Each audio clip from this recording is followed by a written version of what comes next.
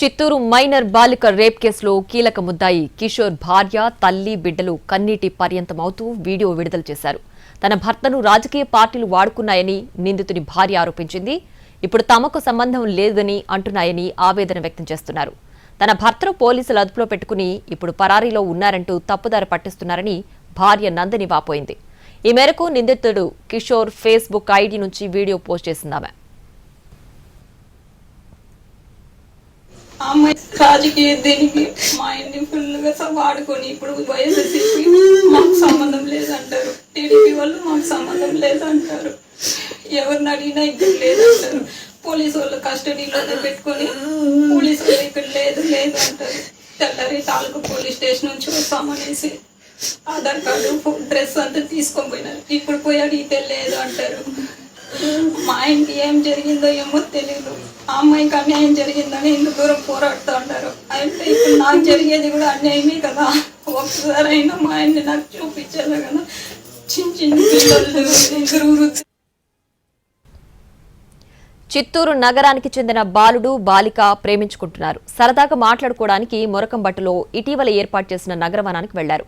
అక్కడ చిత్తూరుకు చెందిన ముగ్గురు యువకులు హేమంత్, మహేష్, కిషోర్ ఆ ప్రేమ జంటను చూసి టార్గెట్ చేశారు.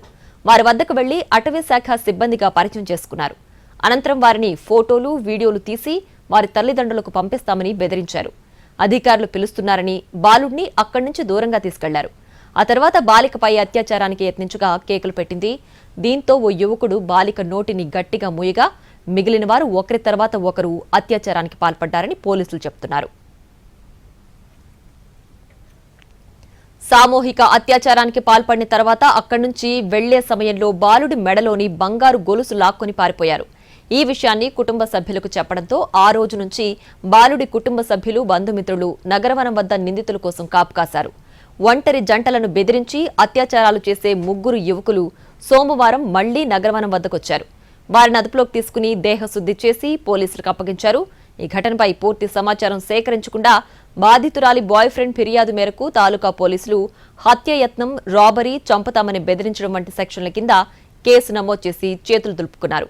అయితే వైసీపీ సోషల్ మీడియాలో గ్యాంగ్ రేప్ విషయం వైరల్ కావడంతో పోలీసులు బాధితురాలి ఇంటికి వెళ్లి ఆమె స్టేట్మెంట్ రికార్డ్ చేశారు. అనంతరం ఆమెను చిత్తూరు ప్రభుత్వ ఆసుపత్రిలోని వన్ స్టాప్ సెంటర్కు తరలించారు. ఆమె ఫిర్యాదు మేరకు ఆ కేసుకు మరిన్ని సెక్షన్లు జోడించారు. పోక్సో, గ్యాంగ్ రేప్తో పాటు ఎస్సీ ఎస్టీ అట్రాసిటీ సెక్షన్లను అప్పటికే నమోదైన కేసుకు జత చేశారు. నిందితులకు సంబంధించి సోషల్ మీడియాలో రాజకీయ రంగు పొలమడం వివాదాస్పదమైంది. ఈ ఘటనపై కఠిన చర్యలు తీసుకుంటామని చిత్తూరు డీఎస్పీ సాయినాథ్ తెలిపారు. ఈ కేసుకు రాజకీయ రంగులు పులమొద్దని తెలిపారు. సామాజిక మాధ్యమాల్లో తప్పుడు ప్రచారాలు చేయొద్దని కోరారు. నిందితులు రాజకీయ కార్యకర్తలు కావడంతో అధికార, విపక్షాల మధ్య ఆరోపణలు, ప్రత్యారోపణలు సాగుతున్నాయి. గ్యాంగ్ రేప్ విషయాన్ని వైసీపీ పలు వాట్సాప్ గ్రూపుల్లో, సోషల్ మీడియాలో వైరల్ చేసింది. నిందితులు కిషోర్, మహేష్ ఎమ్మెల్యే గురజాల జగన్మోహన్తో ఉన్న ఫోటోలను పోస్ట్ చేసింది. దీంతో టీడీపీ వాళ్లు కూడా విజయానందరెడ్డితో, పెద్దిరెడ్డితో నిందితులు కలిసి ఉన్న ఫోటోలను బయటపెట్టారు. అంతేకాకుండా ఎమ్మెల్యే జగన్మోహన్ మీడియా సమావేశం ఏర్పాటు చేశారు. అత్యాచార ఘటన నిందితులను కఠినంగా శిక్షించాలని అన్నారు. వాళ్లు తమ పార్టీ వాళ్లు కాదన్నారు. సభ్యత్వం కూడా లేదని తెలిపారు.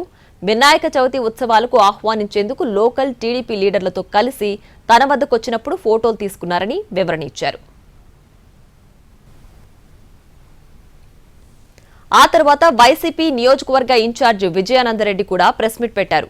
గ్యాంగ్ రేప్ ఘటనను మొదట సోషల్ మీడియాలో పోస్ట్ చేసింది తమ వాళ్లేనని తెలిపారు. ఆ తర్వాతే పోలీసులు రంగంలోకి దిగారని అన్నారు. నిందితులు గతంలో తమ పార్టీలో ఉన్నవాళ్లే కానీ వాళ్ల వైఖరి నచ్చక పంపించేశామని చెప్పుకొచ్చారు.